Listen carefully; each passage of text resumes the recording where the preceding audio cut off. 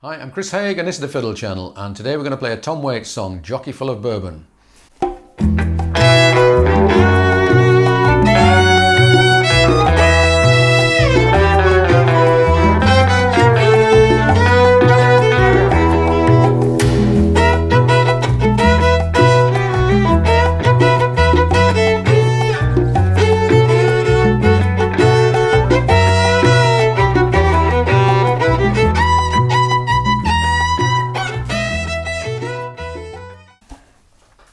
I get all sorts of requests, both from the general public and from my patrons on Patreon, and one of those was recently for Joe, and he asked for Jockey Full of Bourbon by Tom Waits, a song that to my shame I'd not really heard before, but it's a great song. I'm constantly surprised by the requests I get and how they often translate to fiddle. This one obviously has no fiddle on the original, but it really does work well.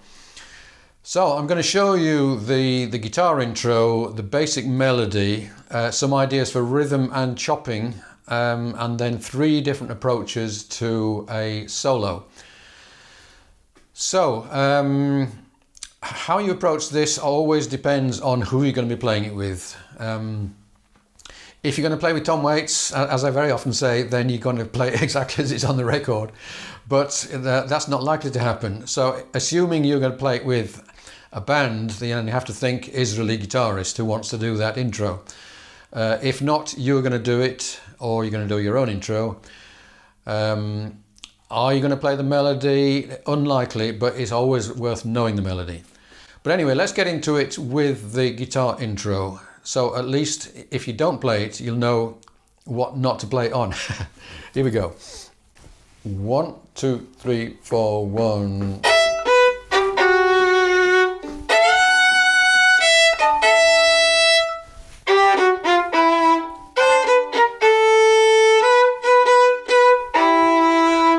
So there's a load of syncopation there, so it's difficult to get the hang of without the backing. So I'll just tell you that the opening note is 1, 2, 3, 4, 1, 2, 3. That's how you count the beginning. Let's do it again with the backing.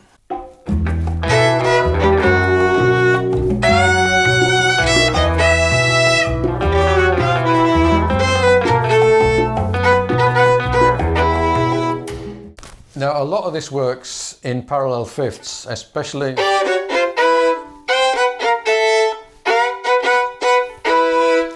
So parallel fifths is where you finger the melody note, but you have your hand angled sufficiently so that you get a clean note on the string above as well, a fifth above.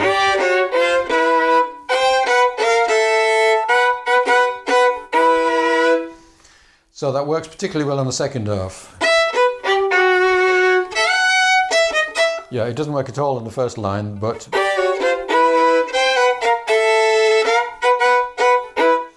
and the phrasing of and those are what's called quarter note triplets, and they may be absolutely obvious to you as to what how to count them, but if not, I have a video explaining how to count quarter note triplets, and they're very useful things to add to any simple melody or solo.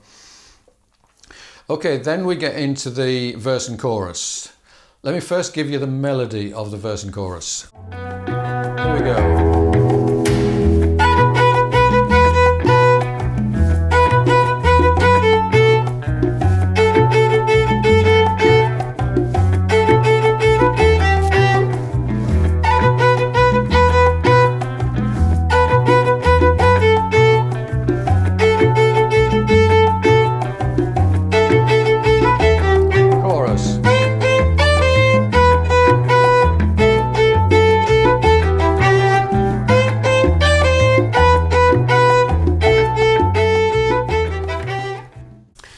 Okay, so that's the melody. You can add to it with some double stops.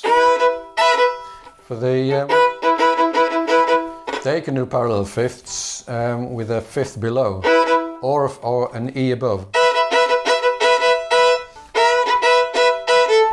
And then here, put an F sharp under the A.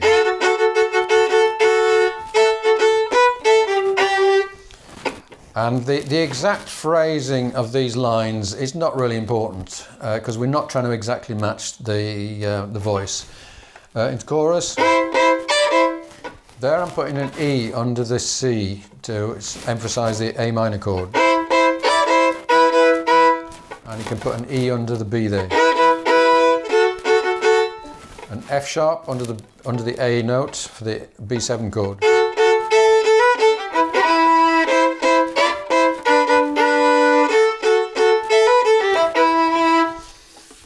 So let's play intro and verse and chorus with the backing.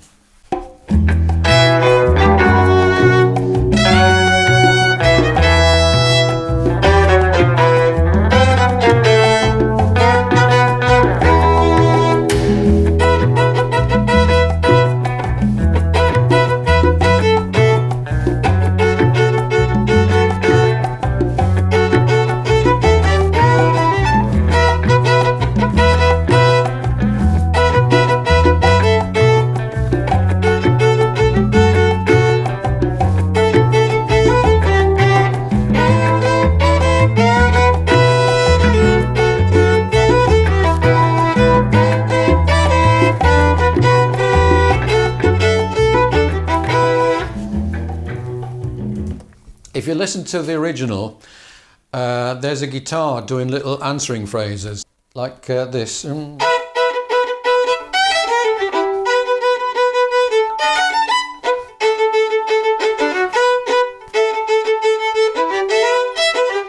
So just less than a bar at the end of each 2 bars, basically.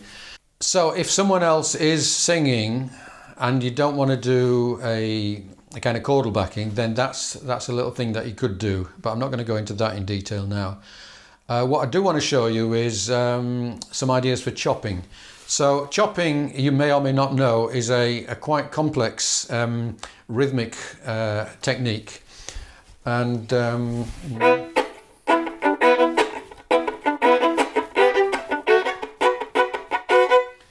it's that kind of thing. So it's a mixture of little melodic phrases mixed with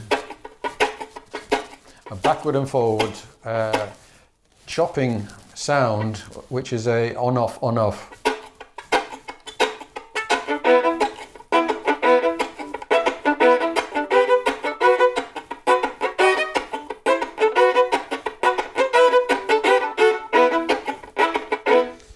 And it looks quite easy, and let me tell you, it is really quite hard.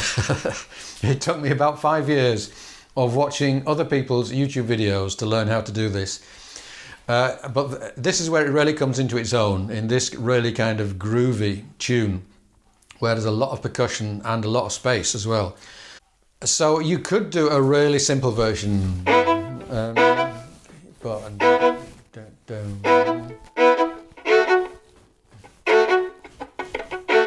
But without those little kind of time-keeping things, it's not nearly as interesting. So if you're already doing chopping, I do suggest you try this. If you have never done chopping but are interested, then look at my video and lots of other people's videos, and for the next 5 years you will be obsessed with it, as I was. Or you may decide there's enough in my life without chopping. I'm going to give that a miss. But I'm just going to give you a little idea of what it might sound like.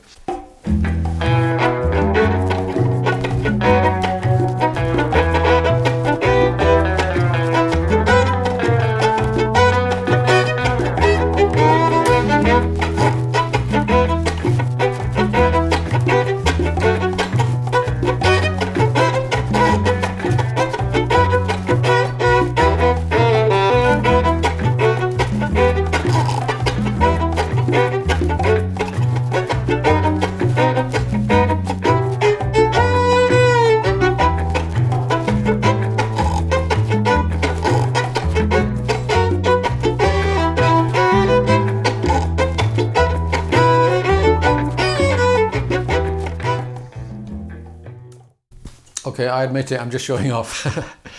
But anyway, let's put that aside. 3 approaches to soloing will give you very different solos.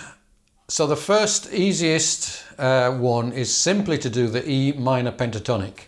And the pentatonic scale is the easiest and quickest way into improvisation. So, E minor pentatonic scale.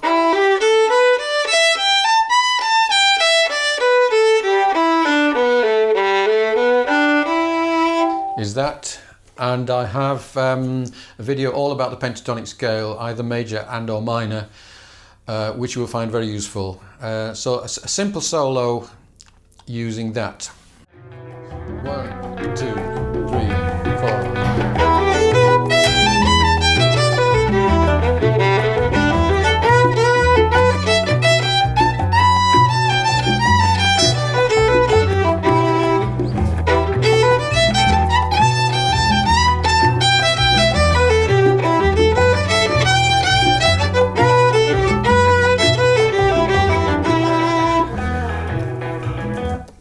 Okay, so it's a cop-out, but it does allow you to freely get into improvising without having to worry about the chords, and providing your fingers stay within the pentatonic scale, there will be no really wrong notes. But hopefully you won't stay at that level very long. Another approach would be the E minor blues scale, which is the pentatonic plus the flattened third. So we're going to do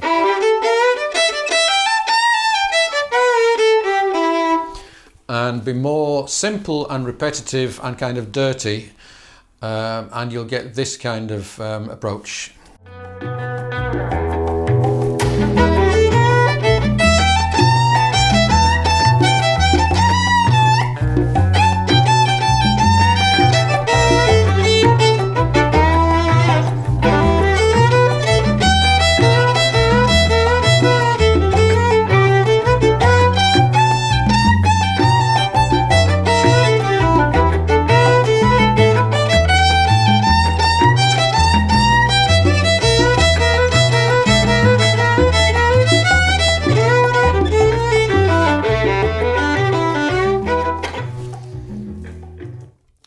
So although the B chord in particular doesn't fit very well over this scale, by choosing which of the notes of the E minor blues scale you're going to use on that chord, you can make it work fairly well.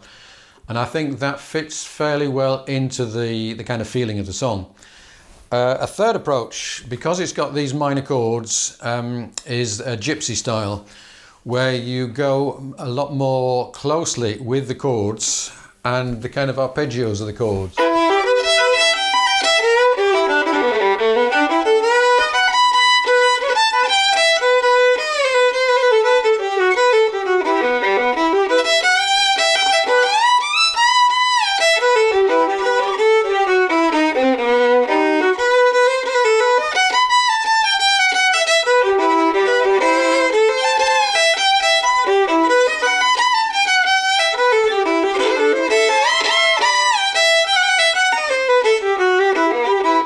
And the B chord, you can do the, I think that's the harmonic minor. So it runs really nicely from the B down into the E minor. So let me give you 3 times round. First time I'll solo again on the rather bland pentatonic scale, second time on the blues scale, third time in the gypsy style.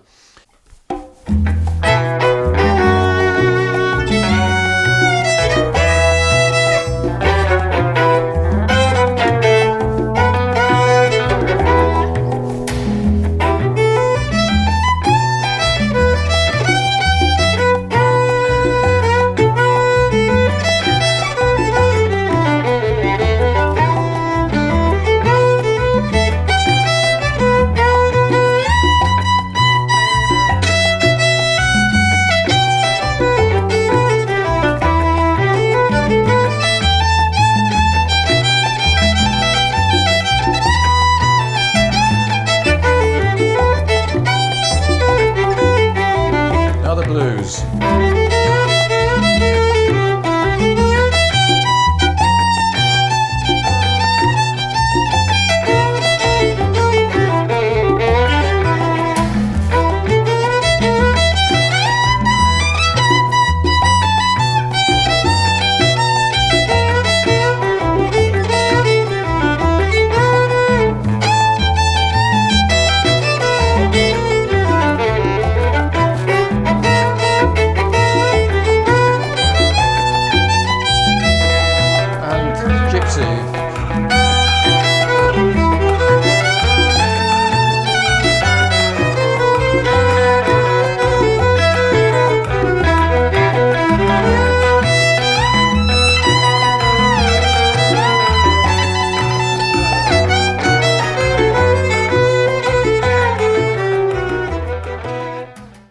And notice the guitar was soloing at the same time as me, and that is a warning.